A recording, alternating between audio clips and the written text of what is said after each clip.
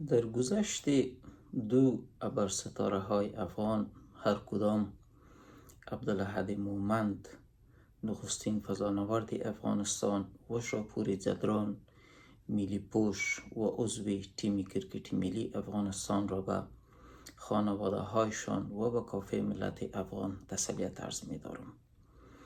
بدون شک پر کردن جاهای خالیشان خیلی ها دشوار و سخت است. قابل یادآوری است که همین قهرمانان ملی هستند که از برکتشان کشور ما و شما افغانستان به سطح جهان شناخته می شود.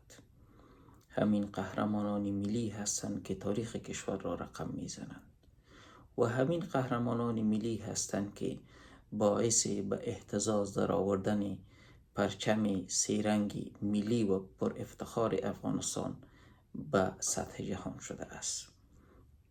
همچنین قهرمانان را افغانستان و مردم افغانستان اشداً نیاز دارند و ما اشداً تشویق می کنم تمام جوانان افغانستان را، هم دختر خانم ها را و هم پسرها را که به نقش قدم همچنین قهرمانان قدم گذاشته به پیش بروند. کوشش بکنین، تلاش بورزین تا در هر عرصه، در عرصه تعلیم، تحصیلات عالی، تکنولوژی، سپورت و در تمام عرصه های فنون و مهارت های اجتماعی خودتان را برسانید.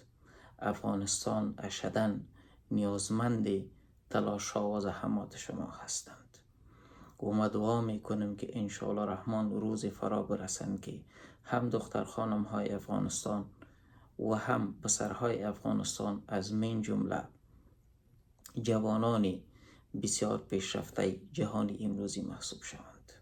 تا بعد، خدا حافظ.